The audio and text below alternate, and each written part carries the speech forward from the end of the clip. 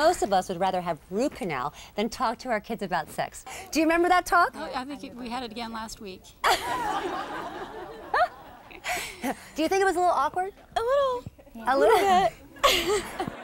We found the best way to talk to your teens about sex is to ask them directly. So we sent my very own daughter, Leanda, out on special assignment, and here's what she found out.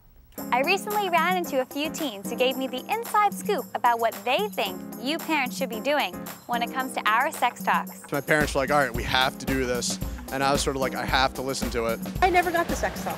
My mom actually got me first a little encyclopedia. Well, I was sitting in my room and my mom called me in randomly. I thought children were miracles. Mom gave me a book. And then I found out how they were actually made, and I couldn't really believe it. And then he jumps on me with the question, so you know about sex, Ian? What do you think is a good age for parents to tell their kids about sex? I'd say 11 or 12. 12 or 13. I'd say around 11 or 12. 12. 13 to 14 because that's when your body's changing. By that point, kids already know for themselves. Once one kid finds out about sex, he'll tell his friends and he'll get around. Internet, all the wrong places really. If there was one piece of advice that you could give to parents who are telling their kids about sex, what would it be?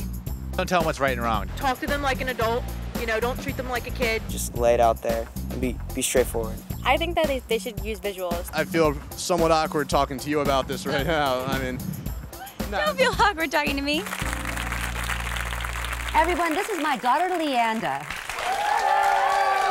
Nice job, Leanda. Thanks, Mom. It was a lot of fun. So what do you think the bottom line is about how teens feel we should talk to them about sex? Well, I think the bottom line is parents just have to be really straightforward with their kids.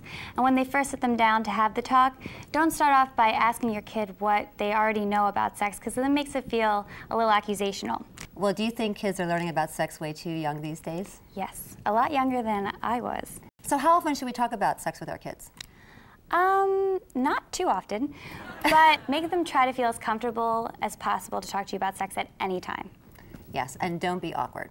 Don't be awkward. Because you weren't awkward when we had the talk, right? No, not at all. Well, you probably know a lot more now than you could teach me, right? Probably. What? Well, that's what teens had to say, but do the experts agree?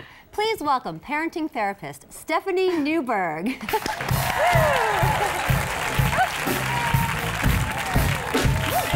Welcome, Stephanie. Hi, how are you? I am wonderful, and I'm getting a little nervous right now.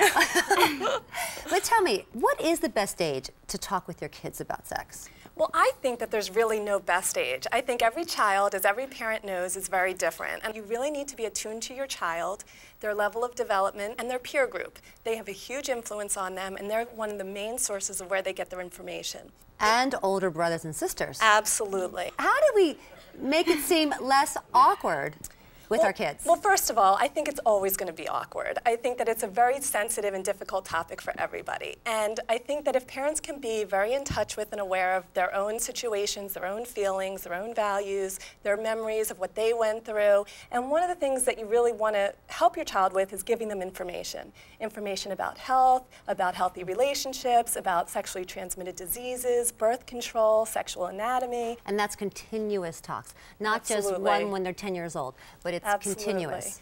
Absolutely. And really the best thing to do is you can have a sex talk where you actually put time aside that's good for both of you to talk, but then after that to do it in bits and pieces in the context of other stories or other discussions or when your child seems engaged or open to you or wants to talk. Or anytime you walk into the TV room. Right.